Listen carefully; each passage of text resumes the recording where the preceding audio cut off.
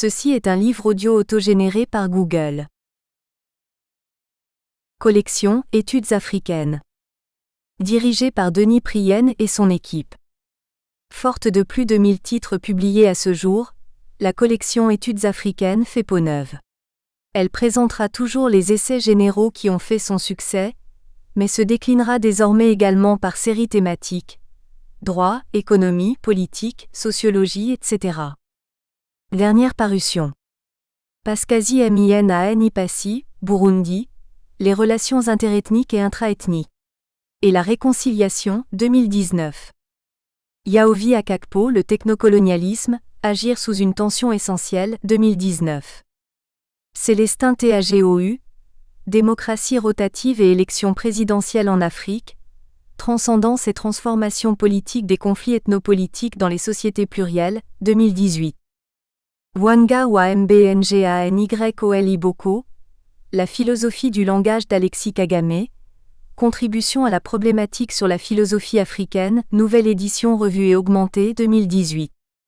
Kale Abraham Vahoua, éléments de morphologie verbale du BT 2018.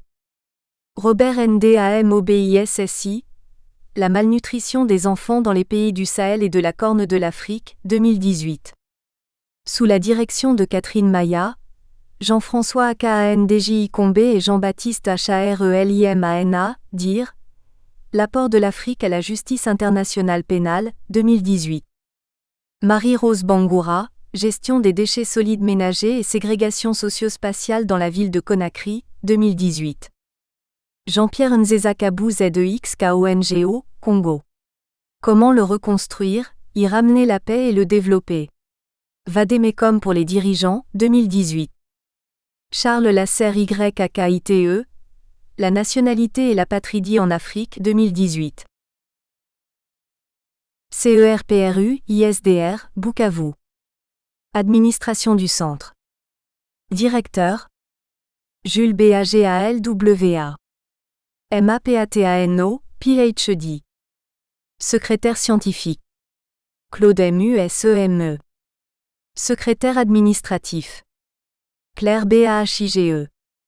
BARHAZIGULUKA. Comité scientifique Prof. Dr Augustin MUTA BAZI. Prof. Dr Bosco MUCHUKIWA.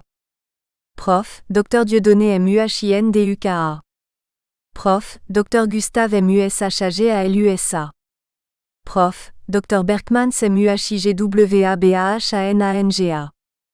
Prof. Dr CISABU CIHINDAM, UKOMUBAGWA. Prof. Dr Murega MASHANDA. Prof. Dr Patrick MILABYO.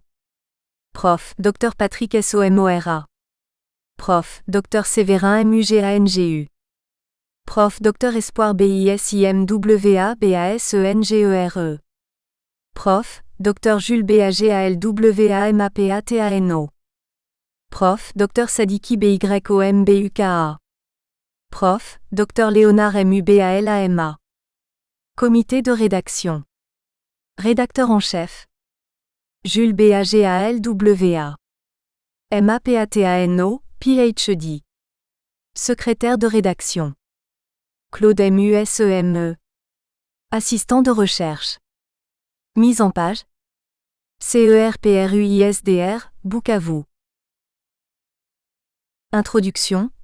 La décentralisation en cours en RD Congo 10 ans après. Quel présent, quelle perspective? Jules BAGALWA, MAPATANO. La présente publication est conséquente au séminaire de recherche, de formation et d'échange sur la décentralisation en Afrique, qui avait été organisé le 17 février 2017 au Centre d'études et de recherche pour la promotion rurale, CERPRUISDR Bukavu. Une rencontre scientifique sur ce thème partait d'un parti pris.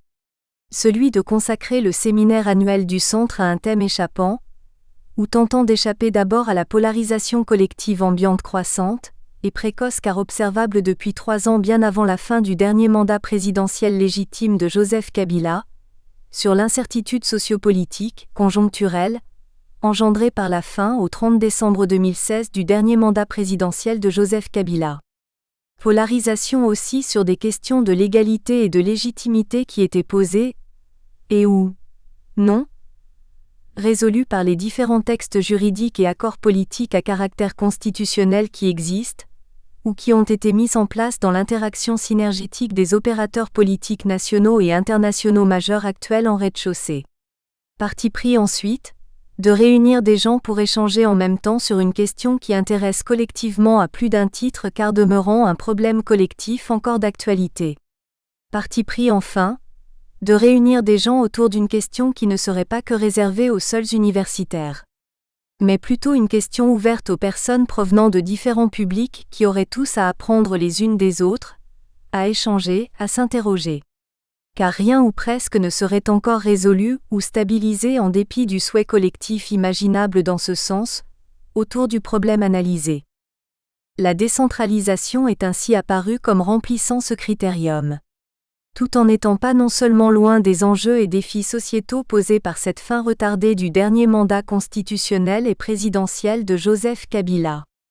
Mais aussi tout en n'étant aucunement à confondre, ni à réduire à cette fin. Ainsi, si décentralisation et fin du mandat présidentiel de Joseph Kabila nous interroge en définitive sur la marche de la démocratisation réelle du pays, elle ne les pose pas moins dans des termes différents. Termes qu'on ne peut pas intervertir, mais peut-être qu'on peut voir comme complémentaires.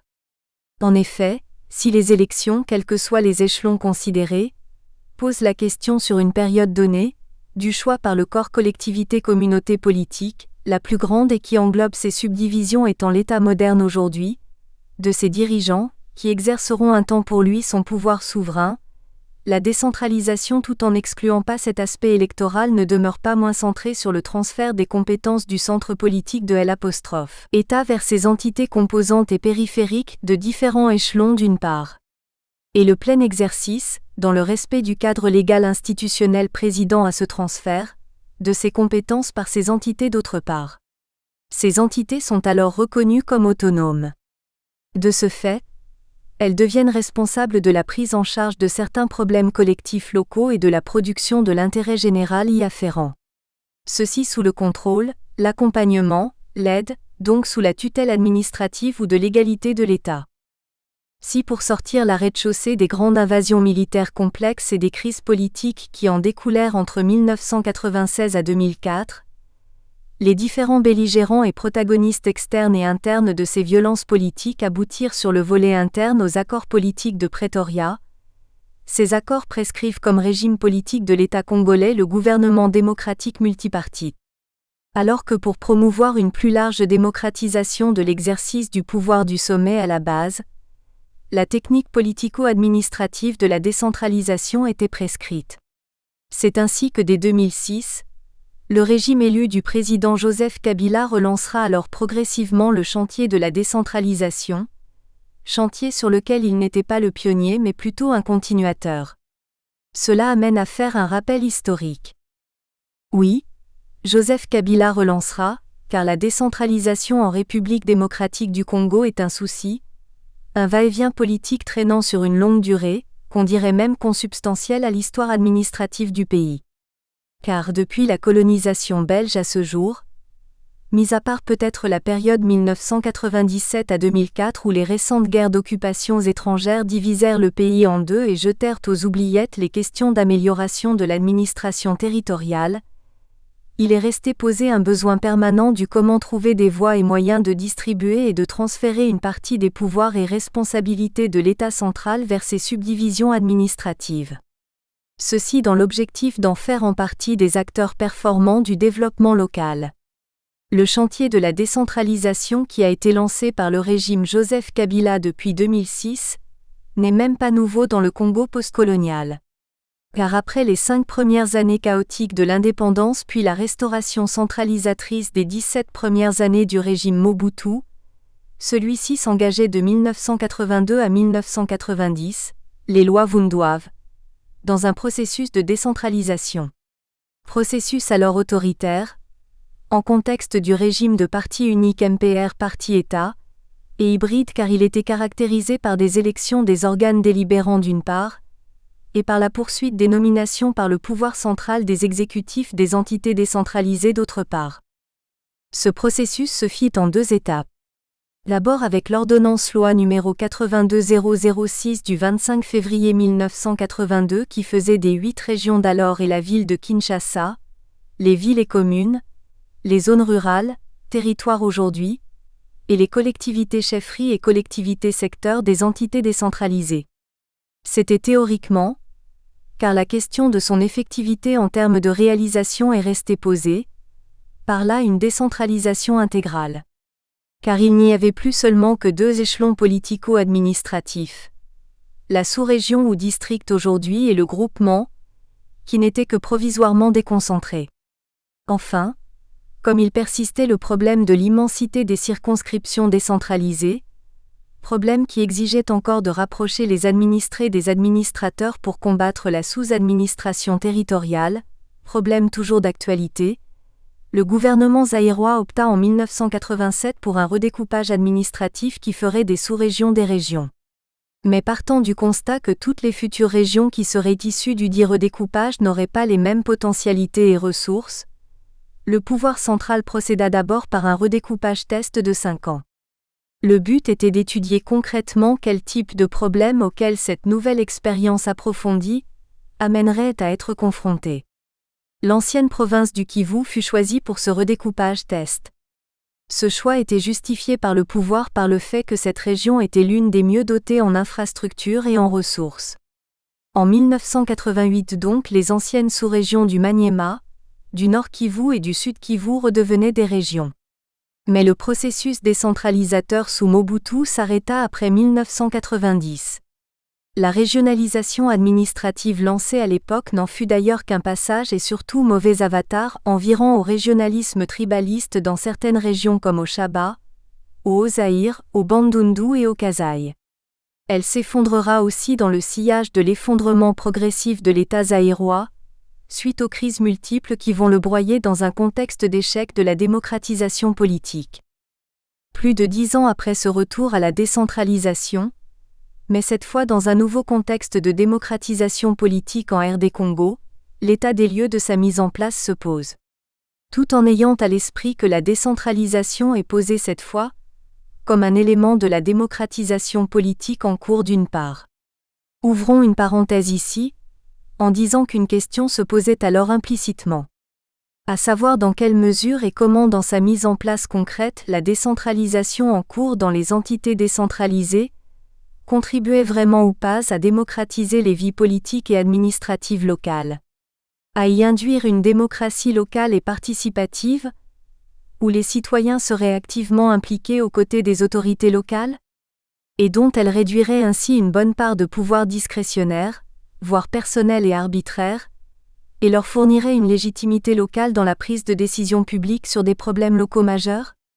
D'où l'importance d'interroger d'abord plus les faits, à partir des entités décentralisées qui sont ainsi l'en-bas étatique.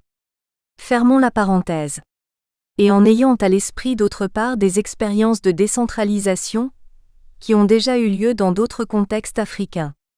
C'est à partir de cette confrontation de 2 contextes différents que notre séminaire voulait stimuler les échanges entre les participants ES, questionner de manière compréhensible des théories et des pratiques, soulever des interrogations qui mériteraient d'être approfondies à travers des bonnes pratiques dans l'action mais aussi en termes de recherche.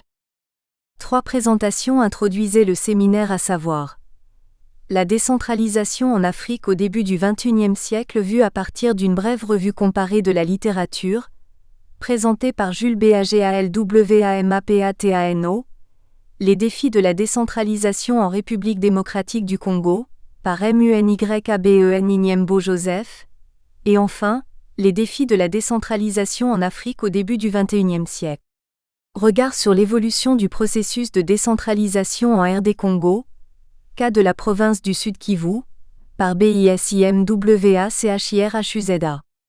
Le désir de confronter des théories et des pratiques autour de la décentralisation amena à ouvrir le séminaire tant aux théoriciens étudiants ES, universitaires, enseignants-chercheurs et aux praticiens, cadres et agents des administrations publiques et privées, responsables de la police et de l'armée, cadres et agents des ONG locales et internationales de développement, journalistes et médias, etc. Qu'aux citoyennes et citoyens intéressés. Plus de 100 personnes participèrent activement au séminaire qui eut à articuler successivement les 3 présentations introductives, un premier débat entre les 3 intervenants et les participants ESS, le travail dans 3 ateliers et enfin leur restitution qui donnèrent lieu à un débat général final. Parmi les propositions pour la suite, revenait en bonne place la nécessité de publier quelque chose issu de ces travaux, et qui peut être un outil de travail, et un point de départ de la réflexion ici en province du Sud Kivu sur cette question qui concerne la société congolaise entière de haut en bas et de bas en haut. Comme disait par exemple une participante. L'appel a alors été lancé aux participants EES et aux chercheurs locaux pour nous proposer des résultats disponibles de leur part sur des problématiques de décentralisation sur la période considérée, et surtout au Sud Kivu. La présente publication résulte ainsi du tri qui a été opéré sur les différents textes qui nous avaient été proposés et qui s'ajoutèrent aux 3 présentations introductives du séminaire. Les présents cahiers seraient à prendre comme un petit livre de poche introductif sur la décentralisation regardée à partir d'en bas en rez-de-chaussée. Dans le premier article, la décentralisation en Afrique au début du XXIe siècle vue à partir d'une brève revue comparée de la littérature, Jules Bagwamapatano part de l'époque coloniale à ce jour. Il compare les littératures francophones et anglophones disponibles pour restituer l'émergence progressive de la décentralisation comme sujet d'étude. Il dégage les thématiques étudiées, qui sont marquées par la pluralité de leurs centres d'intérêt.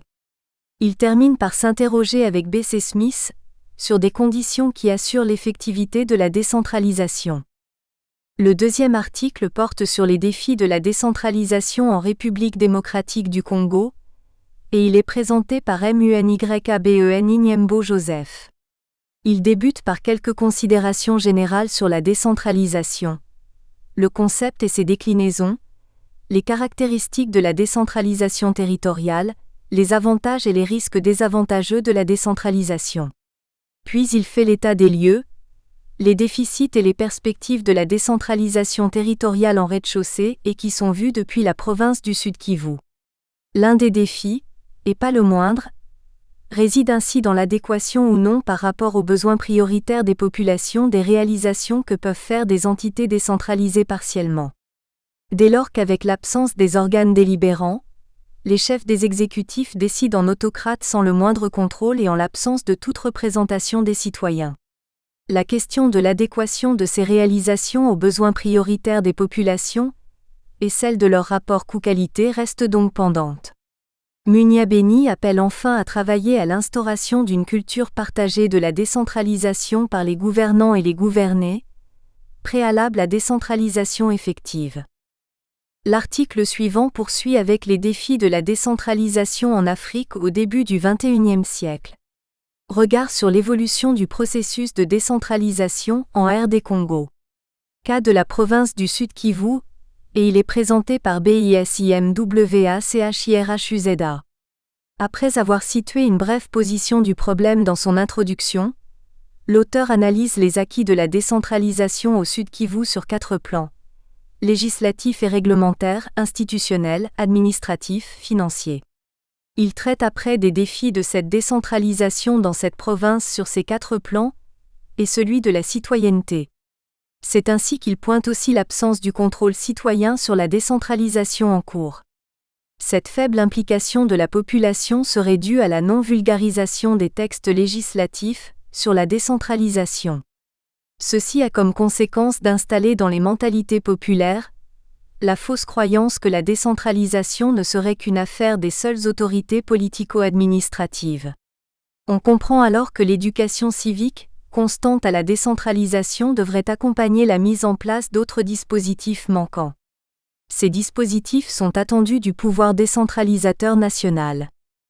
Dans le 4e papier, Jules Bagwamapatano, Benjamin Kaithongo, Claude Museme, IFBALEMBA et NTWALINAMUSI traitent des problèmes et perspectives du financement des entités territoriales décentralisées en République démocratique du Congo.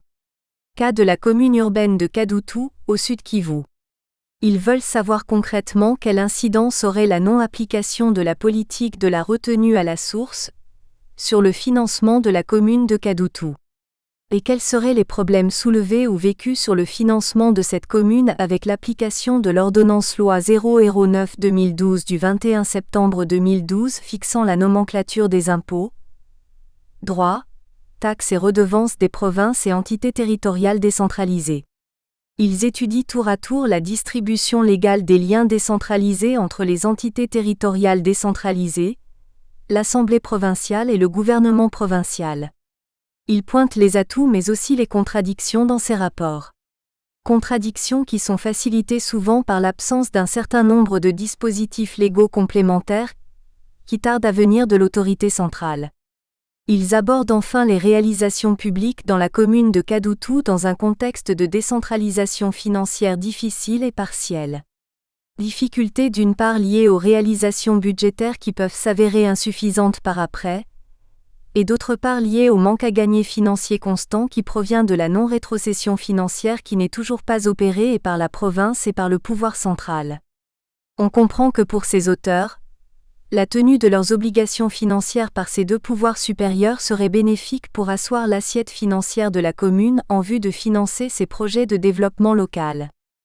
Dans le 5e article, Bernardin SEBAHIRERUHONGEKA, Arthur NYATEMU, César MARHGEKOMUDERHWA,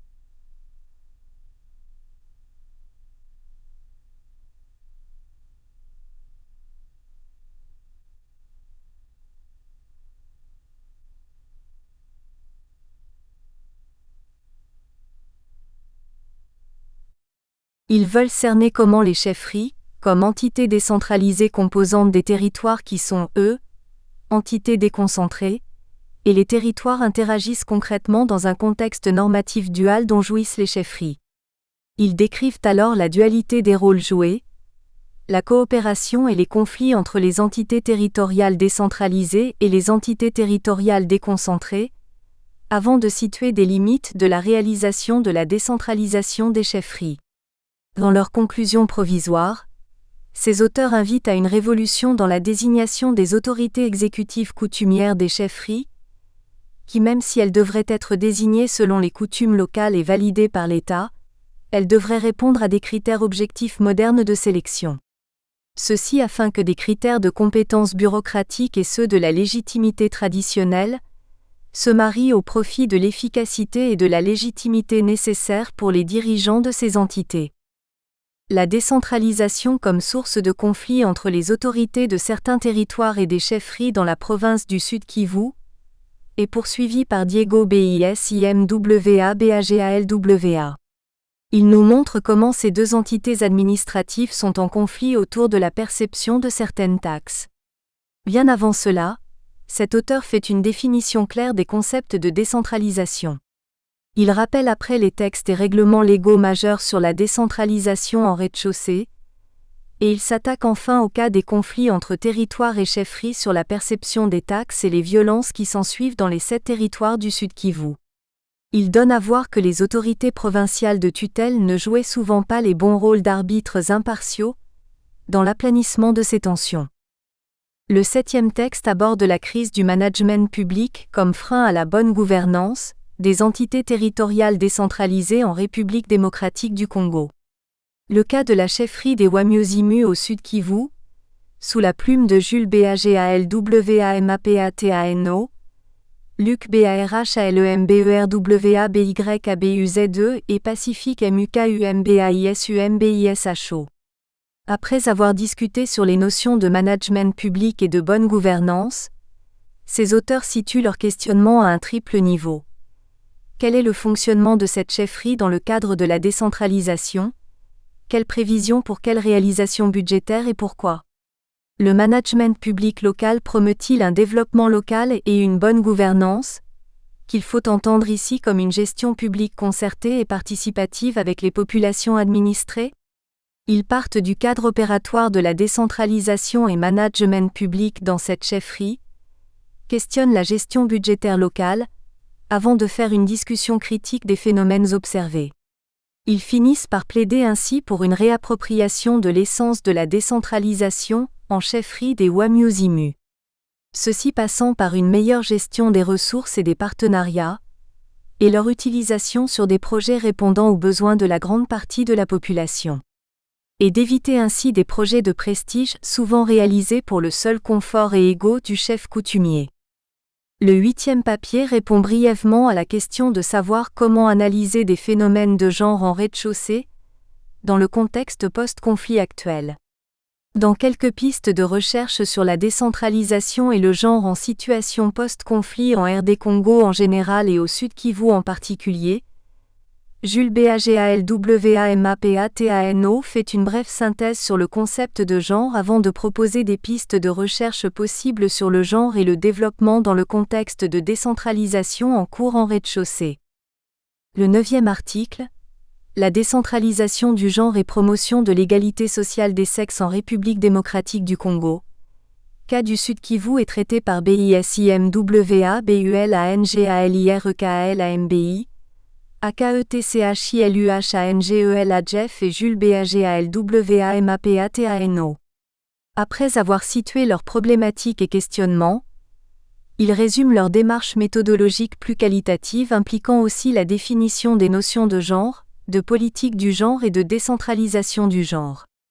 Ils analysent alors tour à tour le genre dans les politiques publiques en rez-de-chaussée, la politique congolaise du genre, la mise en œuvre décentralisée du genre en rez-de-chaussée et dans sa province du Sud Kivu, le panorama des rapports sociaux des sexes dans les cercles gouvernementaux décentralisés, l'évaluation de la politique de genre et l'autonomisation participative politico-administrative de la femme au Sud Kivu.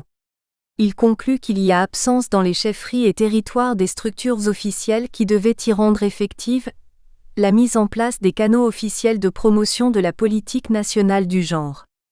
Ce déficit et d'autres contraintes majeures méritent d'être dépassés si l'on veut vraiment promouvoir la politique de genre auprès de l'immense majorité de femmes congolaises qui résident encore dans milieux ruraux.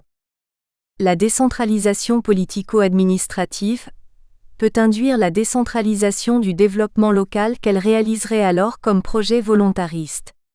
Tout comme elle pourrait s'appuyer sur la décentralisation locale du développement local, lui préexistant, et qui dans ce cas serait l'œuvre des acteurs non politiques locaux. Il se poserait alors la question de l'articulation et de l'interaction positive entre ces deux pôles. Dans le 10e article, Jean-Pierre Mihigo BYAMUNGU et Jules BAGALWAMAPATANO n'abordent pas directement cette question, mais celle de la décentralisation locale du développement local réalisé par des coopératives agricoles locales de Sirunga. Où elles sont les prolongements des centrales coopératives et des ONG d'appui au développement local siégeant à Bukavu, le chef-lieu provincial. Ces coopératives agricoles veulent particulièrement appuyer les communautés paysannes à lutter contre l'insécurité alimentaire. La décentralisation en particulier et toute amélioration de l'administration des hommes et des choses en général exige la maîtrise des connaissances et des outils solides qui permettraient aux administrateurs de prendre des décisions efficaces, voire efficientes. La décentralisation n'est pas seulement posée dans les réformes administratives comme une simple technique administrative, mais aussi comme une manière de promouvoir le développement, c'est-à-dire de produire des meilleures conditions sociales, matérielles et politiques qui améliorent les conditions collectives de vie des administrés. La décentralisation est ainsi une démarche administrative pour lutter contre la pauvreté, grâce à une part d'autoprise en charge par les entités locales elles-mêmes. Résoudre des problèmes de pauvreté exige de connaître comment vraiment ils s'articulent et se posent concrètement dans ces entités locales. Le 11e et dernier article de ces cahiers va dans ce sens en étudiant l'indice de pauvreté multidimensionnel. Une application aux milieux ruraux de Kabare Nord, Sud Kivu, RD Congo. Ici BALUKU Miki René, MUBAGWACHIHINDAMUKO, MUFUNGIZINABINTU, Alice et Jules BAGALWAMAPATANO, caractérise les manques de capacité par groupement et il situe l'indice de pauvreté multidimensionnel agrégé et désagrégé par groupement. Pour des recherches futures dans la région, il recommande par exemple une étude de déterminants de cette pauvreté. Ce qui serait utile en cas de mise en place d'une politique sérieuse de lutte contre la pauvreté dans ce territoire de Kabare, voire dans la province du Sud Kivu. Nous voici à l'issue de cette présentation. Il est un plaisant devoir de remercier tous les participants au séminaire ci-dessus cité. Leurs recommandations avaient certainement continué à résonner dans les têtes de différents contributeurs, que nous félicitons ici, et les ont ainsi stimulés à produire les différents articles présentés dans ces cahiers. Notre gratitude anticipative s'adresse enfin à nos futurs lecteurs desquels nous attendons des critiques et des encouragements. Bukavu le 17 mai 2018. La décentralisation en Afrique au début du XXIe siècle, vue à partir d'une brève revue comparée de la littérature. Jules BAGALWA, MAPATANO. 1. Les origines de la décentralisation en cours dans une Afrique postcoloniale. La décentralisation en Afrique est devenue une problématique observée dans nombreux États sur le continent depuis les années 1980. Son évocation et sa mise en place se sont successivement imposées d'abord comme des choix inévitables pour des États africains confrontés depuis un temps au défi de la sous-administration territoriale. Cette sous-administration était conséquente d'abord à une forte centralisation, et ensuite comme l'une des conditionnalités politiques d'accès à l'aide financière soi-disant apportée par les plans d'ajustement structurel, PA.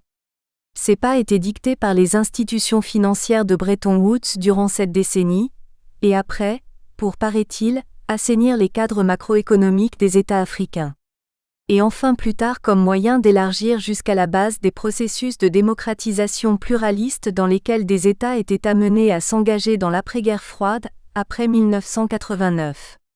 En restant près de Banegas, nous pouvons dire que la décentralisation et la démocratisation politique en Afrique au début des années 1990, loin d'être de simples produits d'importation, étaient plutôt ainsi à comprendre comme tirant leur émergence d'un croisement variable des dynamiques du dedans et du dehors. L'intérêt pour la décentralisation depuis cette époque ne sera plus seulement celui des politiques, notamment des gouvernants appelés à la concrétiser. Mais il sera aussi celui des chercheurs sur ce nouvel objet politique à étudier sur ce terrain africain, en mutation.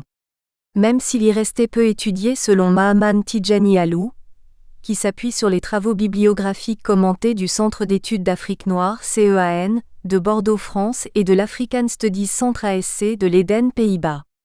Probablement à cause d'une longue tradition de recherche sur le politique en Afrique francophone, où le local était souvent ignoré ou mis de côté car la recherche en sciences politiques est restée plus sur le fonctionnement des systèmes politiques et administratifs.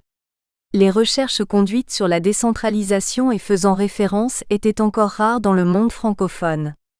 D'où le besoin d'élargir le terrain géographique d'interrogation, en croisant des regards sur les mondes africains francophones et anglophones.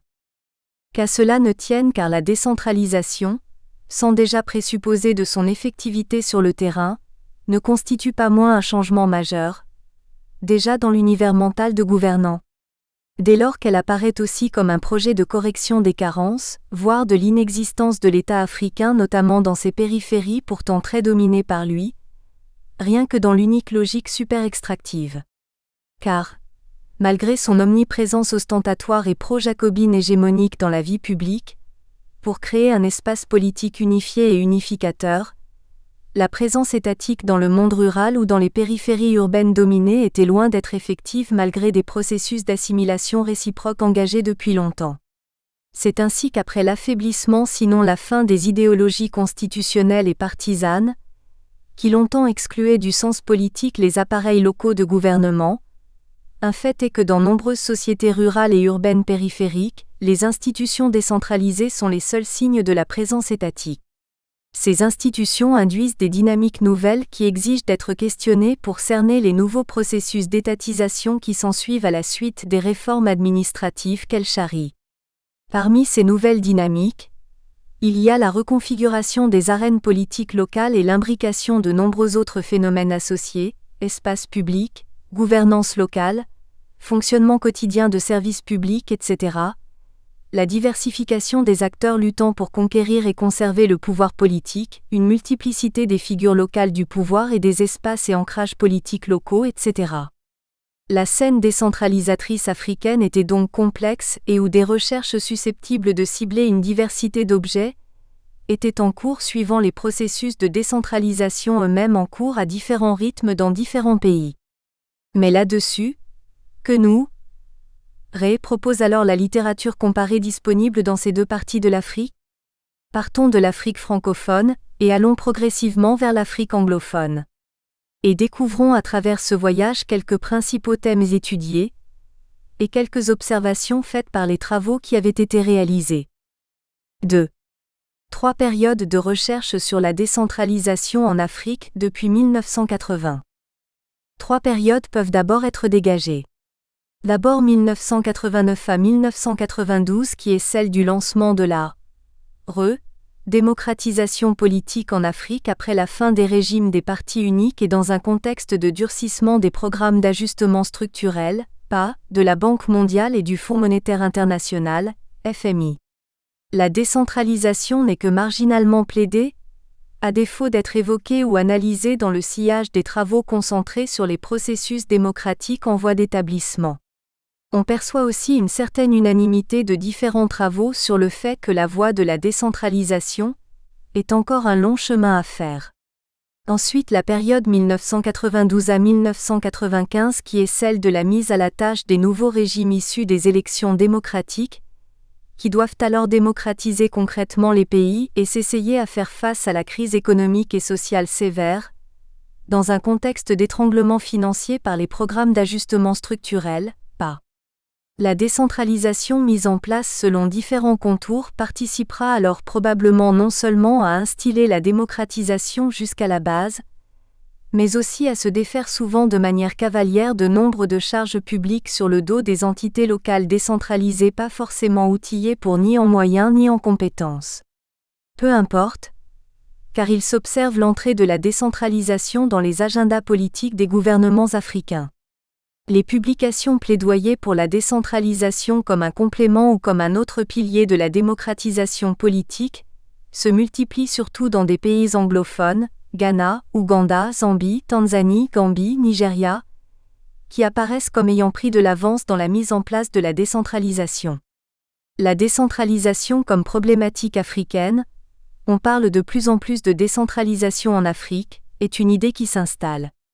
Ce qui suggère implicitement l'idée de confronter des expériences. La troisième période 1995 à 2000, voire à ce jour, est celle du renouvellement, des échecs ou de la consolidation des régimes démocratiques construits auparavant. De plus en plus de travaux couvrent différents pays tant de l'Afrique francophone que celle anglophone. La décentralisation est insérée dans un cadre de développement plus large. Elle est posée comme un modèle de gestion des liens centre-périphérie et se rapportant au régime démocratique. Des éléments d'une première évaluation des expériences de certains pays sont apportés par certains travaux. Ils montrent notamment les déséquilibres qui s'installent entre le centre et les périphéries décentralisées, ou encore les difficultés pour tous de décentraliser dans un contexte de désengagement généralisé de l'État. Enfin le sens de l'organisation territoriale de l'État à travers le découpage territorial induit par la décentralisation affaiblie. Dans cet intérêt progressif pour la décentralisation à l'époque, 2 séries de recherches peuvent être signalées. Giorgio Blundo et Jean-Pierre Jacob ont proposé une bibliographie sélective commentée sur des travaux de socio-anthropologie sur la décentralisation en Afrique rurale. 10 ans plus tard, Lebris et Paulet renouveler l'intérêt de mettre en ordre les recherches disponibles sur la décentralisation, sur laquelle cohabite une nombreuse littérature hybride mixant les scientifiques et les profanes qui tous veulent restituer un processus complexe, équivoque et pluriel. Ces derniers auteurs pointent ainsi l'hétérogénéité des... Nous espérons que vous avez apprécié cet aperçu. Pour continuer à écouter ce livre audio sur Google Play Livres, utilisez le lien dans la description de la vidéo.